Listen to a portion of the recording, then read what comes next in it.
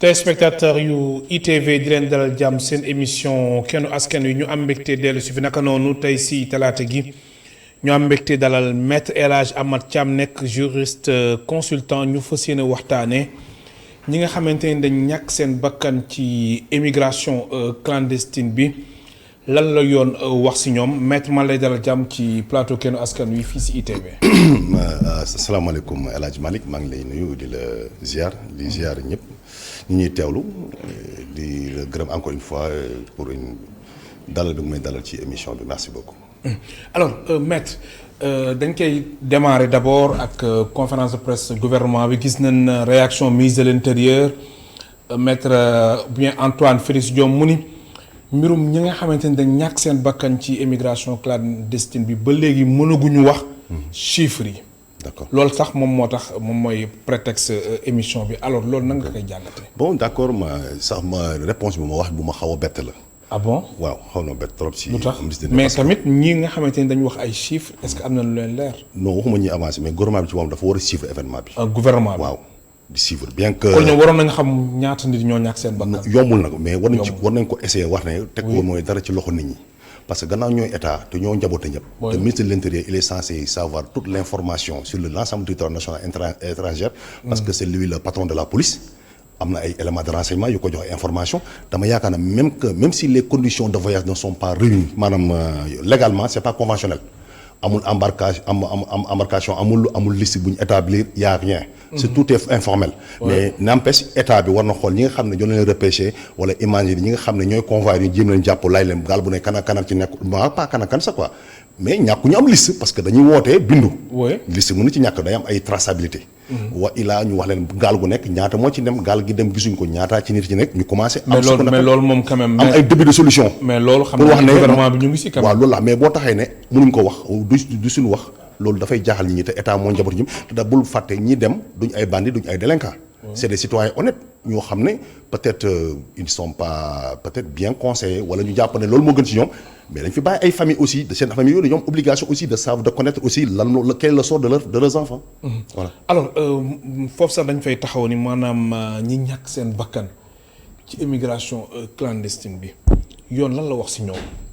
bon xam nga ñoom ku ñàkk bakkan lañ ko war a déclarer. wala ki réer ñoom seen cas lan la exactement. ok xam nga yoon dafa am lu ñu naan ce qu'on appelle la personnalité juridique.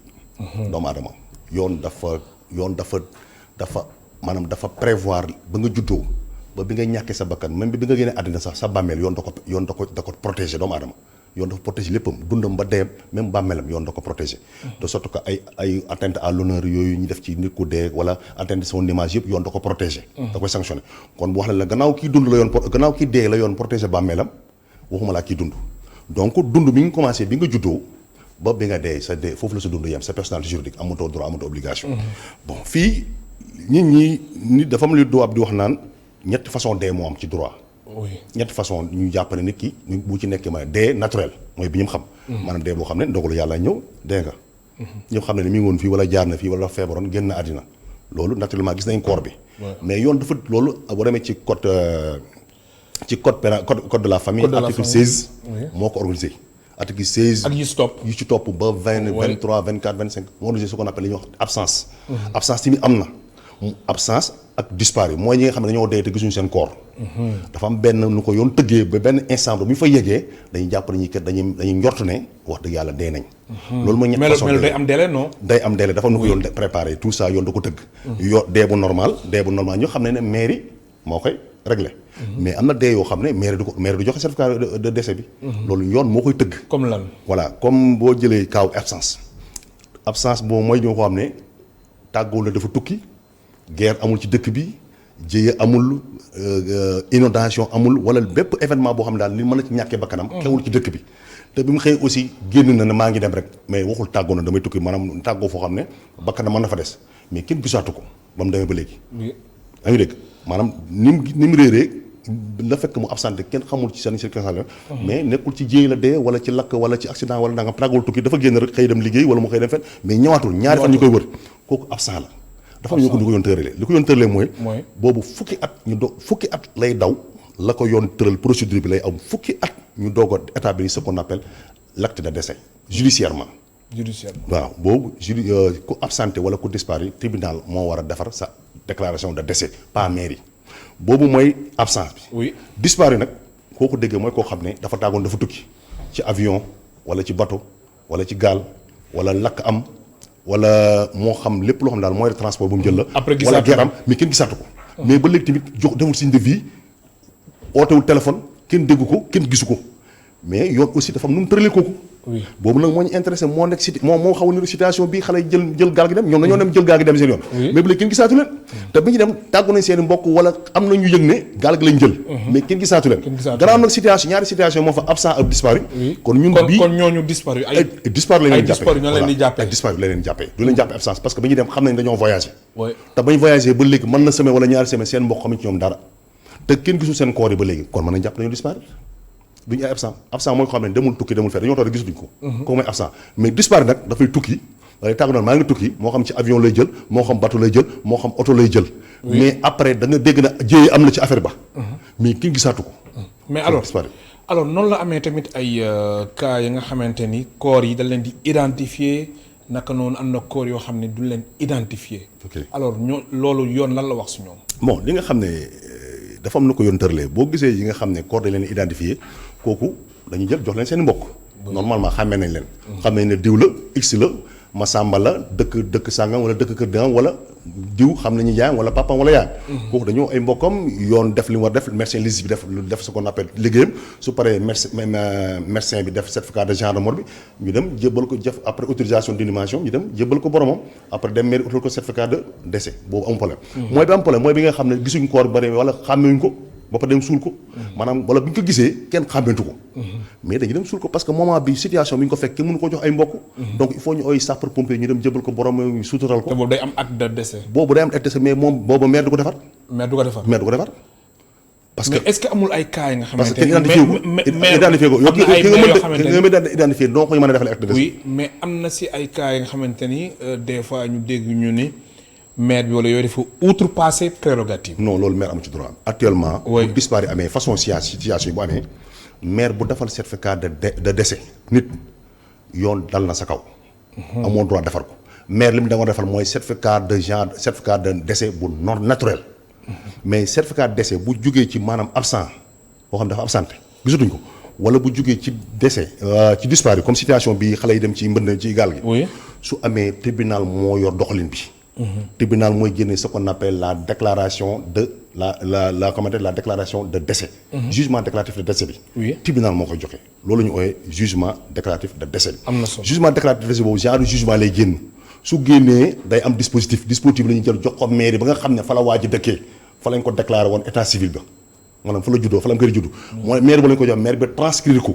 ci registre d'état civil de naissance yi ba pare bu nekkee dafa am jabar am na certificat de mariage aussi ñu transcrire foofu ci service de certificat de mariage c'est dans ce cas là la ko mairie bi nag doo ko am droit defal ko certificat de décès parce que jot na këyit bu jógee tribunal bu ko jox ndigal ak ordre mu jox certificat de mariage certificat de décès bi certificat de décès voilà alors victime yi nga xamante ni dañ leen nemmeeku ci immigration clandestine ñooñu seen succession nan lay demee foofu tamit beneen coow la. voilà droit moom comme li ma la wax rek droit dafa organiser lépp li doomu aadama sa dund ba sa dee daf ko organiser. bàyyiwul dara donc nit ku génne àddina normalement jour bi nga génne àddina si la sa miraas ubbeeku loolu la yoon wax. soo demee ci article 97 du code de la famille loolu la wax. la succession s'ouvre le jour du décès. ku dee rek sa succession ubbeeku na jour bi nga dee mën nañu ko leen sa miraas ubbeeku na mais am na ñu ñoo xam ne dañoo xam ban dal lañ dee. loolu mooy situation bi parfois léeg-léeg nit dee doo xam kañ la dee. wala doo gis koor. mais nag su dee exemple cas victime yi loolu. day jafe pour ñu xam kii kan la dee. très bien situation bu amee y a ce qu'on appelle le procureur si boppam moom la yoon c'est un règle li ma leen ni c'est une règle d'ordre public. oui le procureur mën na autosaisir parce que moom moo njabootee ñëpp parce que procureur waru fi nekk rek bu ñu bëggee jàpp ni rek mu génn wax. mais en pareille circonstance. kon di dafa war a wax. bien sûr procureur gannaaw moo njabootee ñëpp. te ay doomam ci ñi nga xam ne ñoom la ko nguur gi jox doole pour mu dénk leen ko pour mu aar seen kaaraange seen lépp procureur waru fi nekk rek di aar parce que bu leen fàtte ne Sénégal dañoo jàpp ne le rôle du procureur est essentiellement procédure pénale. non le procureur aussi a des fonctions non pénales fonction administrative da ko am. procureur dafa am fonction aussi ci en matière de bu ñuy jaay entreprise bu ñu tëj redressement des entreprises. oui te naa la wax benn affaire bépp acte d'état civil bu ñu defar tribunal procureur dana jot kayit gi pour ses observations avant ñu koy yóbbu salle d'audience. xam nga tous les actes d'état civil moo xam mariage bu am problème la kayit bu am problème mariage. moo xam kayit décès bu am problème la moo xam kayit jur bu am problème la xam nga kayit yóbbu da ngay def tribunal départemental maanaam lu ñuy wax tribunal d'instance moo ko war a toppatoo. mais bu tribunal jotee kayit bi day envoyé parquet. pour observation mu xool ndax kayit gi normal la parquet aussi wax observation. moo tax boo xoolee jugement boo gis boo xam ne kayit bu ñu defaral la da gis ñu dafa la vu les observations du parquet. moo tax parquet dafa am solo. ci processus yooyu noonu. fii na ñu toll nii procureur normalement dafa waroon a génn wax ne bépp famille boo xam ne dégg nga wala am nga ci mbokk moo xam ne déggatoo ko semaine yi wala ñaari semaine xamoo ci moom dara. ubbi nañ benn risque. loolu état comme nu mu amee woon si bateau la Joola. exactement très bien. oui bateau la Joola mu amoon registre oui yóbbu registre maire Dakar.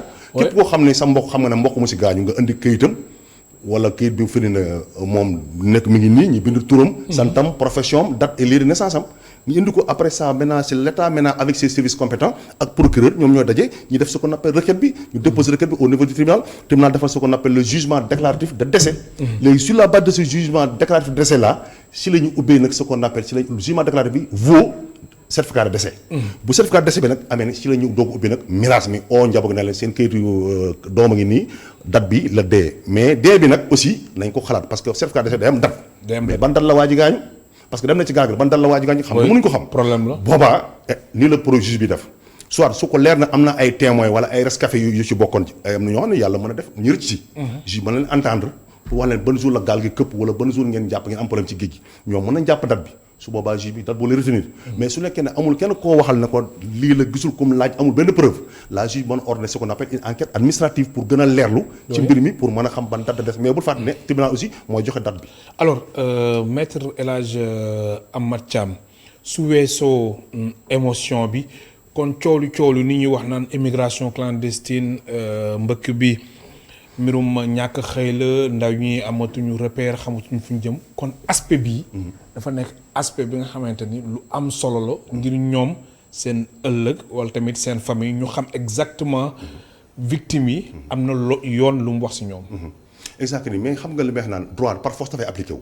droit le droit s'impose dans en pareille circonstance droit bi day wax te droit bi suñ ko tuddul suñ ko évoqué la succession bu ñu ko évoqué wul dana évoqué boppam. ah bon parce que ni ko dee succession dafa rubee ko parce que ñi fi jógee ñi si bëri ay góor lañ dañ fee bàyyi jabar seen jabar kanaa amuñ droit dem amaat beneen jëkkër dañ fi bàyyi ay doom mën nañ nekk majeur ko mën na nekk ay mineur kanaa seen doomi mineur lan lañ koy bàyyi dañ leen di bàyyi noonu comme ça kan moo yor la garde des enfants ñoo xam nañ ne sëy bu amatul kay xale yi bu ñu nekkee mineur dañ am ku ñu koy dénk su nekkee ki fi nekkul lañ koy dénk bu fi nekkee sax ki fi nekk sax amul responsabilité ba wala matadi na am na keneen ku ñu war dénk xale bi ñi fi jógee am nañ ay bien am na ñoo xam ne am nañ ay immeuble am ñu fa am ay cantine wala am ñu fa am ay bien bàyyi ko fi dénkoon ko ay nit ne la maa ngi dem voyager mais ñu ko dénk ñooñu moom alal ji seeni doomam fi dund ak seeni jabar dañoo war a doon léegi yaa gën a xam suñu famille njabooti Sénégal gii parfois da ngay am jabar nga bokk fii mu amoon du jubóog seen waa kër léegi waa ji bu ñu ko miraasu moom ndaw si na lay def dañ koy léser.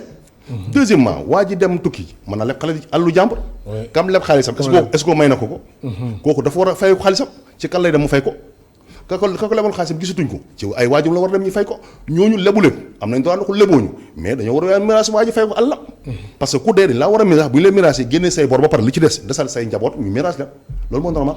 ba fàttali suñu mbokk téléspectateurs ñu ngi dalal tey maître El Hadj Amath Thiam nekk juriste consultant ma ngeen participer ci émission bi soo leen wootee ci 88 628 74 74 88 628 74 74 ngir bokk ci waxtaan bi victime yi nga xamante ni ñoom nañ nemmeeku ci immigration clandestine bi di leen di ñaan rek yàlla yërëm leen te xaar leen àjjana seen ëllëg nan la war a demee yoon lan la wax ci ñoom loolu yëpp mu ngeen participer ci émission bi alors maître El Hadj Amath Thiam déclaration bi su yéexee loolu ban conséquence la mën a jur. déclaration bi yoon nee na amul délai. amul délai bu la neexee sax fii ba déwén mën nañ ko def. amul mais yéex bi est-ce que baax na. yéex bi baaxu ci parce que. njaboot gi bu nekkee waa ji supposons s'il y a un fonctionnaire qui avait pris le risque de le faire de ci aventure beneen fonctionnaire xam nga tey virement bancaire dañ koy arrêté dañuy arrêté virement salaire du ñëwati. assurance yi war a fay dañ koy fay IPRES dafa war bu nekkee am na fa xaalis IPRES dafa war a fay njabootam gi xaalisam bi cotisation sociale. su nekkee astafurlah dama juum bu nekkee fonctionnaire ci privé la IPRES la. su nekkee état bi la fonctionnaire état bi la kooku FNR la. mais yooyu yëpp dañ ko yoon organisé. moo tax yoon joxul délai pour keneen war a ubbi requête bi pour déposer requête bi. requête bi yoon nee na procureur ci boppam law jox sañ-sañ à titre principal ne procureur ci boppam mën na ko diligenter parce que procureur il a toutes les cartes en main. Parce que c'est lui le maître et c'est lui quasiment le maître de la responsabilité pénale. Oui. Et de la responsabilité du droit de protéger ses citoyens. Mais donc à titre principal le procureur mën na ko def et à titre subsidiaire toute personne intéressée mën na nekk jabar ji ñu fi bàyyi mën na nekk doomam mën na nekk xaritam mën na nekk yaayam mën na nekk papam mën na nekk ku mu yoreel bor. toute personne intéressée la loi bi wax. mais xanaa loolu moo tax des fois suñu dégloo yéen avocats yi ñu ni le procureur de la République a trop de pouvoir. waaw loolu moom dëgg la parce que am na sax yenn doctrinaires yi nga xam ne borom xam-xam yi am na ñu bind ci wàllu yoon. da nga dégg sax ñu naan bon benn mot bu xaw a ironie la ñu ne c'est lui qui gère le robinet pénal moo koy ubbi moo koy tëj. waaw robinet pénal bi quoi moom moo ko yor. am na terme bu ñu koy utiliser noonu procureur moom wax dëgg yàlla mun naa ne la tribunal bi lépp lu fiy dew ci tribunal bi moo xam sur le plan pénal la ou bien sur le plan non pénal procureur am na ci wàll. parce que c'est bul fàtte c'est le procureur qui est chargé que l'État du Sénégal a chargé par le biais du ministère de la justice d'appliquer ou d'appliquer et de faire appliquer la politique pénale du pays ou la politique pénale définie par l'exécutif moom moo koy appliquer parce que politique pénale bul fàtte exécutif ñoo koy définir mais c'est le parquet qui est chargé de la mise en œuvre de la politique pénale donc procureur boobu moo fa nekk exécutif bi bañ na ko ñoom ils sont pas soumis au principe ce qu'on appelle de l'inamovibilité le principe de l'inamovibilité les juges du siège appelés les juges assis ñooñu lay appliqué wu parce que ces juges-là normalement sax normalement dans la rigueur des principes si on s'en tient aux dispositions de la Constitution ces juges du siège ne doivent même pas obéir seen responsable sax administratif du ministre de la justice. C'est la loi parce que on a dit dans la Constitution. mais nag fii nag dañ gis ni quand même hiérarchie bi ministre de la justice lay doon. non mais dama ne. si on s'en tient aux dispositions de la Constitution qui est la loi fondamentale. on dit que le juge ne doit obéir qu'à l'autorité de la loi. article 98 si mu juumul de la Constitution loolu la wax kon loolu Constitution article 18 daf ne le juge. ne doit obéir qu'à l'autorité de la loi kon donc juge bi kan la war a obéir. le ministre de la justice wala loi bi. kon ministre de la justice war am benn acte de disposition ou acte administratif bi mu jël ci moom boo xam ne lu may pour daa acte de service la pour gérer l'organisation et le fonctionnement du service mais pas pour affecter ko amul droit affecter ko c'est le conseil supérieur de la magistrature moo war a affecter juge mais par contre le procureur nag ou le parquet là il dépend de ce qu'on appelle le principe de la hiérarchie du parquet. Ça fait partie des 4 principes du caractère du ministère public. Ce qu'on appelle la hiérarchie l'indivisibilité du parquet et l'irresponsabilité du parquet yooyu la. parquet il est irresponsable dans ses poursuites mën na la dàqee jàppale tëj la ci weer kaso bi nga bàyyi la ci kaso bi ay ba mu neex ko xëy na la ñu ne la defoo dara il n'est pas responsable. moo tax ñu ne la parquet irresponsable. l'irresponsable du parquet l'irrécusabilité du parquet quand on dit que le parquet est irrécusable. c'est parce que le juge dans le procès le juge ne peut pas récuser un procureur mais il peut récuser un avocat. parce que gis nañ ay procès juge bi dàq avocat yi. wala avocat yi gedd. wala mais le procureur. personne ne ay procès. très bien kon le procès Khalifa Sall ak Karim Wade bi mais le procureur personne ne peut le récuser parce que c'est lui qui est chargé de la mise en œuvre de l'action publique. kenn mënu ko dàq moo tax ci procès mënoo ko fi dindi parce que sans procureur y a pas de procès pénal.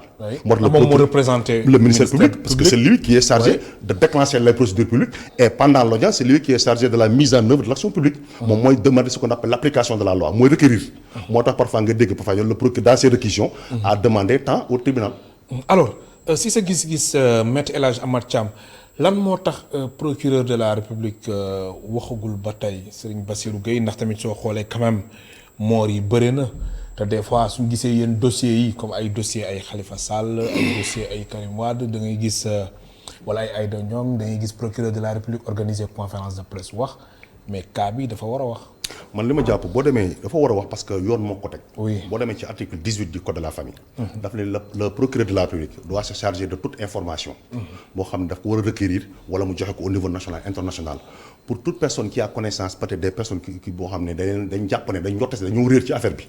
pour que dafa war a génn communiquer ne képp koo xam ne parce que dama jàpp ne biñ amee bi temps yi problème pétrole bi amee dafa génn ku mën a noot demal nga noot. jàkk jaagi noonu ko am information indil. mais bii tamit wax dëgg yàlla gannaaw ay bakkan moo ci rot te bakkan dafa fort. affaire pétrole bi benn bakkan rotu ci. ñi ko jiiñ ak ñi jiñaatekat yeeg les accusateurs et les accusés ñu ngi fii ci dëkk bi. macha allah yal na yàlla doo leen wér gi wax na gudd. mais ñi nga xam ne dañ cay ñàkk seen bakkan ba mu leer na ñàkk nañ seen bakkan seen mbokk yi xam nañ ko ak ñi nga xam ne seen mbokk yi amuñ ci ñoom benn nouvelle wóoru la ndax dee nañ wala dunduñ parce que angoisse baa ngi fii ak détresse bi tout ça ak anxiété ñëpp a jaaxle. xamatuñ ci lu ñu nekk. voilà donc procureur bi nga xam ne moom nooy ndey bi liggéey par le biais man dama yàggoon su gouvernement bi tey dana ci waxtaan ñu jox ministre de la justice. ay ordre ay directives na ko ubbil ce qu'on appelle benn registre des disparus pour ku ci xam mbokk mu jege. moo xam parce que yoon daf ne képp koo xamante ni bi tribunal régional moo compétent ci affaire bi. tribunal régional. léegi ku nekk gox ba nga dëkkee sa dernier domicile wala sa dernière résidence tribunal boobu mooy compétent. mais su nekkee nag da ngaa gaañu ba ne affaire bi dem na ci génn waaxu Sénégal yi. comme mu nekk dans les eaux internationales ou dans les eaux maritimes internationales yoo xam ne dafa nekk nekkul waaxu Sénégal dans ce cas là c'est le tribunal régional de Dakar le tribunal de grande instance de Dakar qui est compétent. mais nag gannaaw fi lañ ko centraliser mbir yi. nañ indi ñu centraliser après bu ñu paree ñu xool parce que affaire yi boo xoolee gox yi mu gën a bëree mooy ay Mbour. ay Saint-Louis.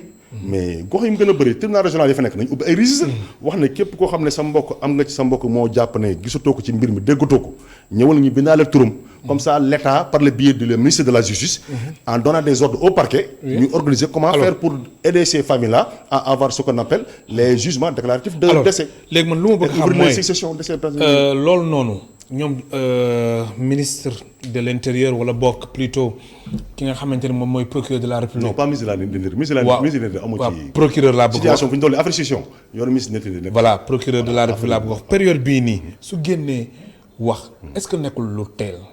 c'est-à-dire. waaw mu génn def conférence presse wax xam nga suñ ko comparé ak Batolo Joola foofu moor yi tamit bëri woon na benn sax. mais fii bakkan loolu bëri na. mais wala yow daal da nga jàpp ni dafa jot. mais fii yaa ngi dégg am na ñu dee xàmmeetuñ leen dégg nga am na ñu ay dee amatu ay dee. am na sax am na ñoo xam ne dee nañ xàmmeetuñ leen. kon kay wax jot na wala wax jot na. bu benn bakkan roteere war naa jot. parce que ci njabootu Sénégal la ay doomu sénégalais. ñoo doon tukki di aventure bien que les conditions de voyage ne sont pas conventionnelles. mais ce n'est pas une raison. état bi dafa war a jóg protéger famille parce que njaboot ñi fi bàyyi ay njabootam lañ. mais dafa war a protéger loolu su ma des les âmes de ces personnes là qui ont péri dans les larges de l'océan Atlantique ou dans les larges de la Méditerranée dañ leen war a préparer ce qu'on appelle l'après-mort. Il faut préparer ça, c'est la famille. donc nit ki mënoo ko miraas te xamoo ndax dee na wala deewul léegi li wane ndax nit ki dee na wala deewul loolu certificat de décès moo koy montré te certificat de décès maire bi mënu koo joxe ci circonstances yi. ki ko mën a joxe mooy tribunal. te tribunal bu koy joxe demee léegi fu mu doon les parents sont dispersés yaa ma gën a xam Sénégal fii niveau bi dafa xaw a wàññeeku ñi ñu bi jàng bëriwul. mais procureur ci boppam mi nga xam ne moom la yàlla dox maanaam état bi de façon générale. par le biais du ministère de la justice. mu instruire le procureur de la République mu génn jàppale famille maanaam tànnale la perche ne leen képp koo xam ne am nga ci mbokk mu ci des wala déggatoo ko ñëwal ñu bind turam fii ñu ubbi benn registre ñu bind turam. après le procureur maintenant va encadrer ces familles là à pouvoir ce qu'on appelle préparer la scission de ces derniers là. parce que ñooñu dañ fa bàyyi ay droits et des obligations. donc il faut les liquider. kon succession bi suñ ko préparé wul. mën na am ay ñeexital yu doy waar si famille yi. bien sûr mais yow fu noonu boo ñëwoon tey ñu dajale la tabax ma ne yow benn kër kenn ki dem denca ñaari doomu bàyyi day la tabax seen kër ba mu rafet kii ñoom ñaar corrigé bokk kenn ki dem ci kan moom kër gi nu ñuy defaree la ko te kooku am na fi jabar doom dem na bàyyi ko fi. wa ilaa kenn am boutique bu baax fii dem bàyyi ko fi gis ne boutique bi da koo xeeb dem bàyyi ko fi wala am koo xam ne am na ñaari jabar wala benn jabar am ñaari doom wala ñett doom dem bàyyi ko fi doom yi nag léegi lu leen def jabar ji moom kanaa amul droit dem remarié wu léegi ban moment la jabar ji war a remarié parce que jabar dafa moment boo xam ne yoon may na ko mu dem remarié yoon yeewi na ko yoon na ko yeewi na ko soo bëgg nga dem tas bu nekkoon absence la suñu demee ba am ce qu'on appelle absence parce que absence bu doon absence la yaa ce qu'on appelle dafa am ñetti procédure ci absence dafa am la présomption d'absence am sa maanaam bu ñu jotee ne absenté nga. am ce qu'on appelle la déclaration d'absence mooy deuxième phase bi après 4 ans ou 3 ans de recherche bu ñu nekkee gisuñu la après bu ñu toogee 10 ans de recherche nag doo ko def ce qu'on appelle la déclaration de décès de l'absent. dans ce cas là 10 ans il faut que mu mat. 10 ans il faut que mu mat boolu sa situation di ubbeeku. absent moo gën a métti moo gën a yàgg mais disparaît moom yoon da ko législateur bi dafa gàttal délai yi. dafa ne nu mu gën a gaawee moo gën ñu jéem rek la situation bi pour jox nit ki certificat de déclaration de décès bi jugement bi nga xam tribunal régional moo ko war a joxe. par avec l'appui et l'assistance même du parquet. ma fàttali suñu mbokk téléspectateur ñu ngi dalal tey maître El Hadj Amath Thiam nekk juriste consultant am na suñu téléspectateur bu njëkk bu nekk si ligne bi si 88 628 74 74 allo kooku dem na allo. kooku dem na alors article su ma jumlee 397. waaw bu code de la famille. waaw moom lan la wax exactement. article 397 xam nga boo demee ci code de la famille article 397 398. 399 ak 400. oui yooyu yëpp mooy wax ci affaire ndonu ak ku war a doonu ak ku warta doon. très bien. boo demee sax ci article 400 mi lay wax kan moo war a doonu ak ku ñu war a génne ci ndonu xalab ko. ku rey papaam comme ku rey boo rey sa papa doo doonu. voilà yoon da ko tere quoi article 400 du code de la famille boo ñëwee ci article 398 nag du code de la famille dafay wax ne la succession s'ouvre au jour du décès. nit ku ne tey tàggane la dee nga rek mooy sa succession sa miraas ubbeeku na. su neexee ñi bu ñu sulujee ba ñëw bu la neexee ñi miraas la. d'accord mais c'est les gens qui xaar puisque dañoo nekk ci réewu yoon te parfois alxuraan parfois yoon terewul ñu miraas ci yoon ci suñu diine. yoon terewuñu ko maanaam lépp lu laal mbiri famille bi sauf mariage yoon nee na bu la neexee ngeen doxal ko seen biir. su ñu ci jiboo rek loo xam ne yoon terewu ko man d'accord naa ko mais parfois yoon day tënk diine. parfois dëkk bi du dëkku diine dëkku droit la. moo tax parfois dañ toll foo xam ne am na ñoo xam ne bëgg nañu miraas seen mbokk yi mais mënuñ ko def foo koy miraas yi imam bi ñëw kañ la waaj de jabaram ji ndax mi ngi téeñi kañ la commencé war a commencé téeñi kañ. te problème bi sax fii Sénégal des fois da ngay gis ay famille yoo xamante ne miraas bi dafay yàgg trop. voilà c'est pas waxuma laa la circonstance yi nit dee si léegi nag circonstance yi nit dee si nag te circonstance yi bu ci nit dee pour nga am certificat de décès bi tribunal rek moo la ko mën a jox. moo la mën a jox maanaam ordre bi mooy jugement bi nga jël jugement bi yóbbu ko ca mairie ba mu juddoo. ñu transféré ko doon laa jox certificat de décès bi. sans cela nag mënoo ko jël léegi certificat bu décès bi génnee des na beneen phase. muy jugement d'hérédité bi mooy jugement kayit bi nga xam ne képp ko war a doon sa tur fa la war a nekk. dañoo waroo famille bi ak seen CD mi ñëw ci tribunal bi juge bi laaj leen diw moo jur diw moo jur papam juge bi laaj ba mu leer leen mu defal leen ce qu'on appelle jugement juge bi tribunal rendre décision bi ce qu'on appelle le jugement d'hérédité. C'est l'acte juridictionnel juridictionnel dans lequel se trouvent toutes les personnes appelées à succéder. foofu seen tur nekk sa nekk sa yaay mi ngi dund daf ci nekk sa papa mi ngi dund daf ci nekk sa doom yi dund yu ngi fi bàyyi bu nekk dañ fay bàyyi ay jabar yi dañ fi les veuves dañ ci war a nekk léegi nag ñoom ñëpp ñoo war a bokk lu ñu séddoo mais nag ci séddoo ma ñëpp du ñu yemle. parce que cëru papa ak cëru yaay ak cëru doom du benn. alors des fois da ngay gis famille mu am décès naturel. lépp lu jëm ci wàllum succession bi mu jël temps trop wàllum donn beeg nangam sangam yéeg wàcc beeg yooyu alors loolu est-ce que yoon rek moo war a mën a nekk solution bi. waaw non xam nga léegi-léegi yoon day wax ne. wax naa la sànq ne la yoon bi mu ñëwee dafa fekk aada. oui aada yoon moo fi jiitu yoon. bi mu ñëwee am na aada joo xam ne yoon daf ñu ko bàyyee. ne leen gérer leen ko mais bu leen na ngeen ci defi leen boo xam ne du ngeen violer ce qu'on appelle l'ordre public. maanaam tey ma jox la benn exemple ce qu'on appelle benn ordre bi loo xam ne yoonu Sénégal daf ko aay ne bu leen ko def kenn amul droit def ko.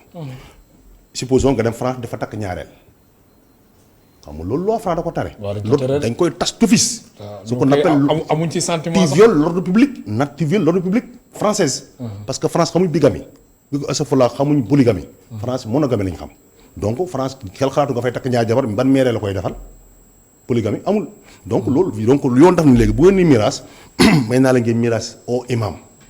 mu ñëw ngeen def ko yéen ni leen seen diine mayee. d'accord ci kaw bu mu am coow. léegi su ngeen paree ngeen def ce qu'on appelle benn PV su ngeen ñëwee tribunal man ma homologué ko. bu ko homologué rek ça fait que day mel ni jugement. d'accord mais parfois nag bu nekkee dafa am coow yoon daf ne gannaaw man nag yoon dañ fi teg yoon police gendarmerie ak tribunal pour mu régler suñu différends yi léegi yoon daf ne bu nekkee nag seen miraas moom ngeen régler ci diine parce que boo demee ci code de la famille miraas ci diine am na ak miraas ci droit. bu nekkee ci diine nga choisir nag bu la nekkee choisir diine bu la nekkee choisir droit. mais ci nekkee ci droit nga choisir soo paree bu la nekkee nga yóbbu ko pour lu gën a wóor nga dem tribunal homologué ko mooy PV lay génn su nekkee nag jubóowu leen su la neexee nga yóbbu ko ci yoon àtteel leen. loolu la yoon wax. voilà.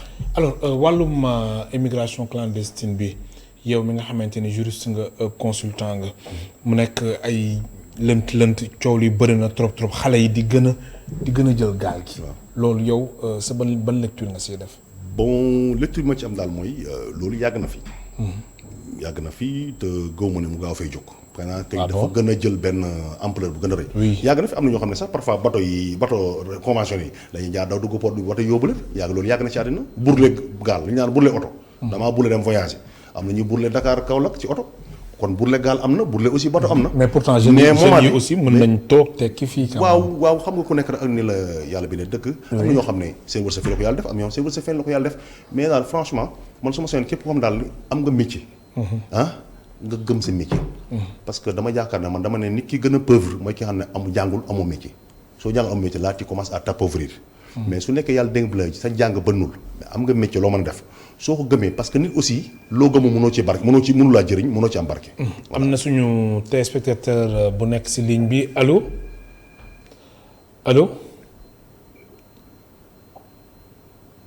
allo allo ñu jël suñu téléspectateur bu njëkk bu nekk si ligne bi mu ngi insister ñu jël ko allo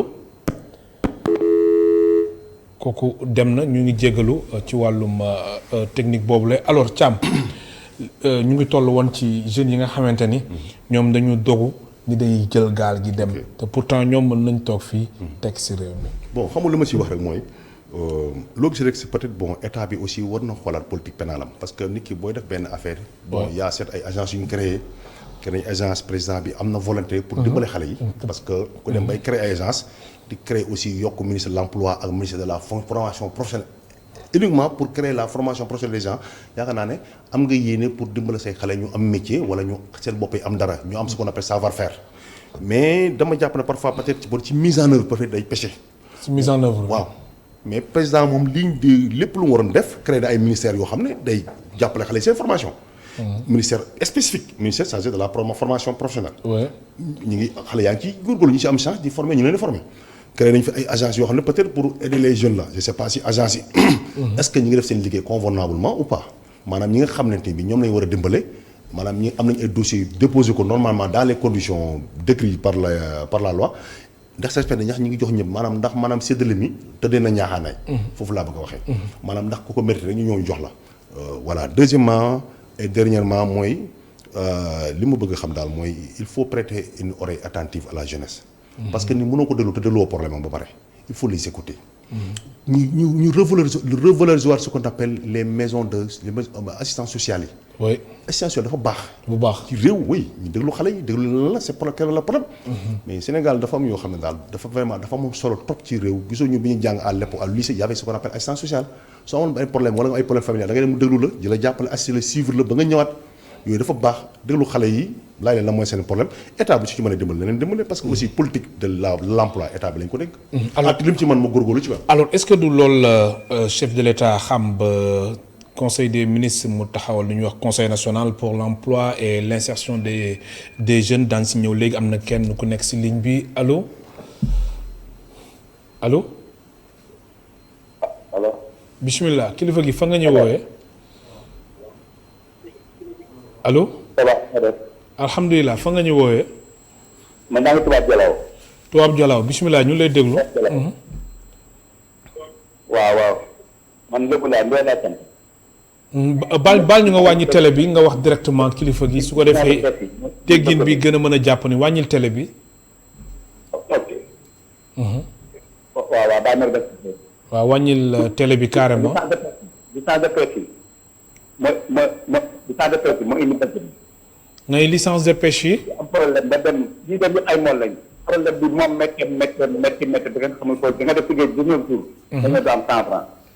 dem ba Pirital dem ba Mérabia dem fu nekk du am 1000 francs métti na parce que moo di te nit dimbali ko dimbali sa mbokk la quoi sa mbokk rey la dem moo gën tabax rey la dem man dindi licence yi ñu ci port bi yëpp chinois yeeg yëpp na leen éliminer quoi. ñu jëm di ko suñu réew incha allah merci. di la gërëm bu baax di la sant moom de gis-gisam de dafa jàpp ni licence de pêche yi bokk na si lu waral li ni mel. non je pense quoi. waaw vraiment. yow jàppoo loolu. non alors ñu ngi toll woon ci conseil national pour l'emploi et l'insertion des jeunes bi nga xamante ni président de la République am na yéene taxawal ko si weeru décembre bi ñuy dëdmal loolu jàpp nga ni dina nekk solution ngir ndaw ñi amul liggéey. waaw fii moment bi ñu toll moom aucune solution n'est de trop. Voilà parce que comme on dit quand la situation est exceptionnelle il faut prendre des mesures exceptionnelles. Ouais. Voilà des mesures tendant à créer ce qu'on appelle à résorber ces événements regrettables vraiment qui sont en train de se produire au large des eaux. lépp loo xam ne daal vraiment c'est des solutions ou des politiques publiques tendant à aider vraiment les jeunes à trouver de meilleurs lendemains. J'espère que c'est la bienvenue parce que président aussi chaque conseil des ministres mu wax ci et je pense que il faut aussi affaire yi aussi ñoom ñu baral seen loxo gaawal affaire yi xool nit ki boo koy dimbalee te situation bi xaarul la xale yi tout de bëccëg ñu ngi s'organise pour dem de façon clandestine. Donc il faut que l'État aussi baral tànkam ci loolu créer définir les politiques publiques vraiment très sérieuses ba pare très engagé aussi. tendant vraiment à changer la situation des jeunes dina ci baax daal ba xale yëg ne au moins état bi mi ngi góorgóorlu ci ñoom. mais ñoom koo ci wax mu ne état bi faale wuñu loolu lay wax dañu jàpp daal état bi dafa am. mais pourtant état bi ak yi mu fi teg yëpp. ay DER ay FONGIP ay ANPEJ. mais mise en œuvre mooy un problème xam nga parfois. ak financement yi xam si nga am parfois yëpp mën nga créer y a ce qu'on appelle des décrets qui créent ces agences mais parfois bu demee ci décret d'application bi ça pose problème. depuis quelle application ñu ngi koy tëggee. décret d'application c'est le décret qui vient créer l'organisation et le fonctionnement de ces agences. décret d'application parfois mooy des orientation yi mooy des orientation budgétaire yi politique d'allocation yi. ni ñuy procédures yi. lenteur yi. ak kan lañ ko war a jox et puis ni ñuy sélection procédure de sélection yi aussi dafay xaw a rigoureuse quoi donc il faut alléger les choses. aller dans le sens aussi d'avoir donné aussi de la wóolu aussi xale yi da ciy baax. voilà loolu mu nekk lu am solo am na suñ beneen téléspectateur bu nekk si ligne bi allo allo allo. kooku dem na alors suñ dellusiwaatee ci victime immigration clandestine bi ñi nga xamante ni dañ si ñàkk seen bakkan alors ñi nga xamante ni dañu disparaître ak ñi nga xamante ni dañu absenté alors ñooñu kan moo war a def déclaration bi. déclaration ku ci njëkk waxal un procureur. moo ci njëkk moom la yoon wax ne. kon fii procureur dafa nekk au centre. mais procureur il est au centre de toutes les. lépp luy dugg tribunal lu fay génn procureur ma ne la daf ci am solo. nee naa la kayitu juddu yi am problème sax ma kayitu mariage yi am problème ñi nga xam ne ñoo yéex a déclarer seen mariage wala seen naissance procureur balaa juge bay rendre dara day envoyer document procureur na ko pour tes observations tous les actes d'état civil laa la wax kon donc moo koy acte état civil. d'accord parce que il faut ñu produire ce qu'on appelle le certificat de décès. donc c'est une affaire civile donc le procureur am na ci wàll moo tax yoon ne ko au premier plan yaa fa nekk. ba pare mu teg ci toute personne intéressée. loolu la bu demee ci article 17 loolu la daf ne au premier plan le procureur de la te li ma lay wax nii c'est une règle d'ordre public. procureur bi may dégg xam ne li ma koy c'est une règle d'ordre public ñi jàng droit ci réew mi bëri nañ. man maa ci gën a néew te maa ci gën a néew xam-xam li may xam ne ko le procureur de la République est au premier plan pour demander la requête. au fin de jugement déclaratif de décès de ces personnes déclarées de ces personnes portées disparues. procureur moo ci topp après yoon kan la ci teg daf ne ou bien toute personne qui a intérêt ou bien toute personne intéressée toute personne intéressée mën na nekk sa yaayam. mën na nekk papaam mën na nekk doomam boo xam ne majeur la mën na nekk jabar ji mu fi bàyyi mën na nekk xaritam mën na nekk sax frère am comme mën na nekk aussi koo xam ne da koo yoral bor. mën nañoo déclencher procédure parce que nee na man damaa yàkkam damaa bëgg ñu mën a waa ji jox ma sama xaalis. voilà mais su ko procureur def ñi nga lim nii. mën nañ ko def mais procureur moom yoon moo ko sas da koo yen. da koo yen sas ñii. procureur au premier plan il est man ramala la c'est le premier responsable dans cette affaire là moom moo war a déclencher procédure yi. wa il a mu créer les conditions à ce que toutes les familles ñu mën a génn. wane seen bopp nañ ñun kat am nañ ay mbokk yu ci des. suñu kayitam ay kayitam yi nii wala am nañ ci kayit bi wala jour temps la dem toute information utile mu jël. mais nag maître le problème aussi mooy am na si ñoo xamante ne li nga wax ni yëpp du leen si fekk de. c'est-à-dire. ay déclaration ak yëpp du leen si fekk. waaw mais dama ne boobaa bu leen la rey am le problème parce que nit ki boo koy mën a kañ la dee jabaram bi kañ lay ñaan baat mais réew mi aada tënk ko réew mi droit ko tënk droit waaw. nit bu dee la moo koy prouver. certificat de décès ku judd la moo koy prouver certificat de naissance sénégalais la carte d'identité moo koy prouver voilà. donc conséquences yi nekk na. l'état des personnes doit être prouvé par des actes. ça c'est le code de la famille qui le dit de façon très claire et simple. l'état des personnes doit être prouvé par des actes maanaam nit ko état d'âme bu mu nokk wala situation bu nekk. foog am ay actes këyit da koy prouver. sénégalais la génne sa carte d'identité dar sangam laa judd génne sa extrait diw dar sangam la gaañu nañ génne certificat de décès bi. diw da nga am jëkkër ana certificat de mariage bi. da ngaa tas ana certificat de divorce bi. am na solo am na keneen ku nekk si ligne bi allo. allo. bismillah kilifa gi fa nga ñuy woowee. ça va. allo. kooku dem na. kon daal cas yi nga expliqué fii yëpp foog mu am acte. mais loolu yoon moo ne l'état des personnes. maanaam nit ki maqaam bu mu toll maqaam boo mën toll ci àddina ak situation këyit moo koy prouver këyit. moo tax man l'état des personnes doit être prouvé par des actes. mu ngi insister ñu jël ko allo. des actes d'état civil. allo bismillah kilifa. allo salaamaaleykum. waaleykum salaam. Bonjour monsieur. alhamdulilah fa nga ñu woowee. Pikine sur le Technopole. allo. Oui. fa nga ñuy woowee. je vous appelle de Pikine sur le Technopole là. bismillah ñu ngi lay déglu. Voilà, ça devrait, je suis dans un premier temps, je vous remercie vraiment de votre émission. Merci beaucoup. Alors, plein de d'enseignements et vraiment de profit. Merci suñ mënee baal rek nga wax wolof. suñ mënee baal nga wax wolof kilifa gi. waaw d'accord voilà quoi donc maa ngi leen di remercier ci seen émission. jërëjëf nga xamante ni vraiment émission bu riche la. plein d'enseignements, plein de profit. Vraiment te mën nañ cee jël lu bari daal. léegi man li ma bëggoon laaj rek mooy je voudrais demander le numéro de maître El Hadj Amath Thiam. voilà maître Thiam. après émission bi mën nga woote incha allah. ab su émission bi jeexee. waa si numéro bi waa si serveur vocal bi. voilà donc moi j'ai vraiment dama ko soxla woon parce que vraiment dafa am loo xamante ne dama ko bëgg a leerlu ci moom. te vraiment te man gis naa ne il me faut quelqu'un comme lui. je crois que vraiment moom dina mën a arranger. alors li nga bëgg leerlu dafa am rapport ak. c'est personnel quoi c'est familial. ok léegi su émission bi jeexee soo wootee incha allah ñu jox la numéro. incha allah incha allah. di ko gërëm baax di ko sant nga nuyu ñu waa Pikine Technopole alors Maître El Hadj Amath Thiam yoon nu mu amee solo si réew mi yëpp. ba immigration bi tàmbalee ba léegi.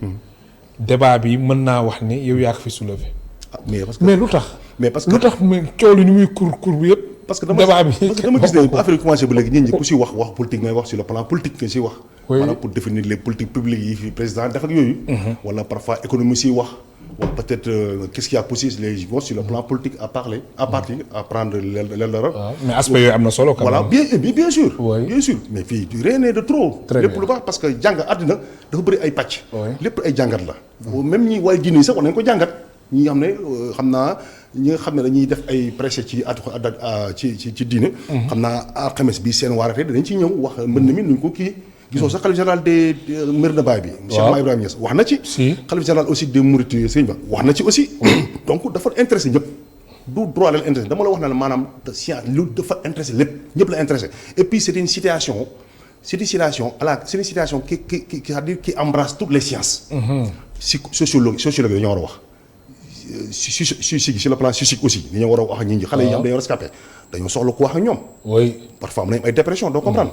médecine am assistance psychologique médecine dafa war a génn wax sociologue yi war nañoo wax économistes yi war nañoo wax poser le débat économique lan la qu'est-ce que problème quel est le problème ñi nga xam ne maanaam lépp loo xam ne pàcc yi nga xam ne dafay intéressé pour jëmmi doomu aadama ci li tabax nit ak tabax xelu nit dañoo war a génn wax droit daf ci bokk. droit moom nee na la droit moom mu neex la mu naqari situation boo fi créé situation de fait boo fi créé loolu moom dëgg la moom droit dañoo bokk par force que tu l'invites ou pas mais y a ce qu'on appelle des situations bii nag que l'on l'invite ou pas le droit vient s'appliquer par force parce que c'est l'être humain qui est en cause. C'est la vie humaine qui est en cause. kon fii moom droit day ñëw moom. day ñëw organiser xalaat ku li xaal daa koy organiser. parce que nee naa la dund doomu aadama mi ngi commencé ci bi nga juddoo ba ngay dee même ba boo dee sax sa bàmmeel yoon daf ko protéger ce qu'on appelle le droit à la sépulture quoi. parce que le droit à l'honneur le droit à l'image ku dee sax yoon daf la protéger waxuma la bi ngay dund. donc droit boo dee ni ngay protéger sa comment dirais-je ni ngay protéger sa doomu aadama bu dee nu lañu war a protéger àllam ba fi gi ju fa jóge kan moo war a jël alal ji kan moo ko moom mais bu ñu loo bëgg ñu bàyyi alal nit ñi comme ça bu nekk ay doomi doole fa bàyyi ñu bàyyi ma ñu jël alal ji bàyyi xale ji quand même c'est mais injustice xamul li bu ñu ko réglewul injustice mën na judd ci famille parce que dañ naan la kenn gisul kooram dee na kenn gisul kii fii affaire bi ñun ñëpp ko bokk ku ne ki jaay ki am doole jaay doole doomam mi fi bàyyi wala jaay ko jabaru ñu su ko defee raq papa yi wala magu papa yi wala kii ñoom ñëpp daal ak moo alal bi alal xamee waaye ñu ne miraas yuñ ko kenn du ko fi miraas mais bu certificat décès amee jugement d'identité am danañ xam ko war a doon ko war a doon yoon nee naa la lépp foo dégg problème rek yoon a fa gëj yoon fu mu gëj rek problème am fa mais foo dégg tamit problème leeru yoon a leeru bu yoon leeru rek problème du am na solo man lay gërëm baax di la sant Maître El Hadj Amath Thiam sa dernier mot daf mel ne am na ku nekk si ligne bi kuy insister allo ñu jël ko très rapidement allo allo. allo. bismillah kilifa gi. na ngeen def. alhamdulilah. merci. baal ñu nga wàññi télé bi baal ñu nga wàññi télé bi. baal ñu nga wàññi télé bi daanaka sax waxtu bi jeex na mais nan la may nga dugg mu nekk suñu téléspectateur bu mujj. dama doon laajte ci les actes là yu muy wax. oui. waaw. léegi parce que surtout ci benn prox la lay dugg là mooy la numérisation de l'état civil bu ma dëkk temps yi. oui. alors am na ñu nga xam ne am nañ ay acte de naissance extrait de naissance. dans les mairies. mais double emploi numérisation bi nan lay demee et qu'est-ce que la loi prévoit dans ce cas. Je ne sais pas si je me fais comprendre. Amath comprendre nga lu mu bëgg wax. L'informatisation de l'état civil nga bëgg wax. oui. L'informatisation de l'état civil. comprendre nga lu mu bëgg wax. wala wax alors soo mënee reprendre question bi. bëgg a wax ne. xam nga ñi ngi wax ay informatisation état civil. waaw l'informatisation de l'état civil waaw loolu nga wax loolu nga bëgg a wax. waaw. waaw. léegi am na ay nit ñu nga xam ne. am nañ extrait de naissance. waaw. tey bu ñu demee dans les états civils double emploi lay doon. parce que nga am un numéro fekk keneen am numéro bi wala keneen encore. ok. est-ce que je ne sais pas si je. bien sûr xam naa la mooy acte fictif yi ngay wax acte fictif la fictif c'est fictif ça. waaw. c'est fictif ça c'est pas c'est pas la règle. loi prévoit. mais c'est des sanctions parce que Sénégal judduwaat amu fi dañ ko aaye kenn amatul droit def jugement dañ ko aaye judduwaat boobu c'est faux et usage de faux papier boo xam ne c'est pas reconnu par les services de la mairie soo ko utilisé à des fins personnelles c'est faux et usage de faux parce que ce n'est pas reconnu dans les fichiers de la mairie. non dama gis man dama dem ci benn mairie. waaw. mu am nga xam ne dafa am extrait de naissance. waaw légalement inscrit dem na ba am sa carte d'identité. te c'est légal inscrit nañ ko transcrit nañ ko foofu. inscrit nañ ko ci registre mi ngi ci registre. boo turam ci registre ci yi mairie bi. turam mi ngi ci registre yi. falsifier le numéro là. ok. le même numéro bu ñu jox kenn. ma dem fekk fa turu keneen. waaw léegi li may laaj dama ne keneen ki jox numéro bi est-ce que réellement il est transcrit dans les registres am na koo xam ne mënuñ ko transcrire 2 fois mënul nekk ci benn mairie mënul nekk am na koo xam ne faux la boo soom numéro nekk fa parce que la preuve na ci kenn dem laaj certificat acte kii certificat littéral copie littérale am na ko xam du am boo laajee copie littérale soo bëggee xam ndax këyit baax na wala baaxul da ngay demander copie littérale loolu moo tax juge yu bëri di demander copie littérale. allo. dem na kooku dem na kon wax gi leer na wala. comprendre nga bu baax lu mu wax. comprendre nga baax la l'automatisation difficile dafay bëgg a am ñoo xam ne dañu am ay double emploi dañu am fii këyit amaat fii dañu këyit loolu bien que ce n'est pas informatisé keroog mais mairie ñi ngi commencé am benn avancement au point que. loolu mënta nekk parce que acte fictif lay nekk beneen bi. man ñu am këyit jur bu normal am ci carte d'identité am ci passeport ba pare dem bëggaat beneen këyit pour bëgg dem fubali surtout jour dañu koy def fubal. jour yi wàññi seen aji wa ilaa pour des raisons personnelles war a voyager ñu laaj la benn nga yokk sa at. na la ambassade bi soo yokkee sa at yi la lay gën a may visa wala boo nangam ak nangam nga dem ut ku la mairie nga jox nit mu utal la benn acte boo xam ne vrai faux lay nekk. vrai faux maanaam boo timee ba nga xam ne tampon yëpp a ngi ci tampon maire bi yëpp a ngi ci mais boo demee ci da ngay boo xoolee nga xam ne vrai la mais boo demee ci livre d'état civil doo ko fekk numéro ba. moo tax léegi boo gisatee kii bi. moo tax loolu bëri na de. waaw moo tax juge yi léegi pour être prudent. oui beaucoup de juges demandent na la boo leen wane acte de mariage certificat de mariage wala certificat de naissance. dañ naan dama di copie littérale bi. très bien copie littérale bi soo ko ndir mooy faux la. man lay gërëm baax di la sant. man El Hadj Amath Thiam waxtu bi jeex na. maa lay gërëm yow El Hadj Malick di la sant bi gërëm vraiment ñi doon teewlu ñëpp. merci à la prochaine. am na solo vraiment. Maître El Hadj Amath Thiam nekk juriste consultant mbokk téléspectateurs yéen tamit ñu leen di gërëm baax di leen sant amul seen fay ba suba incha allah ñeenti waxtu.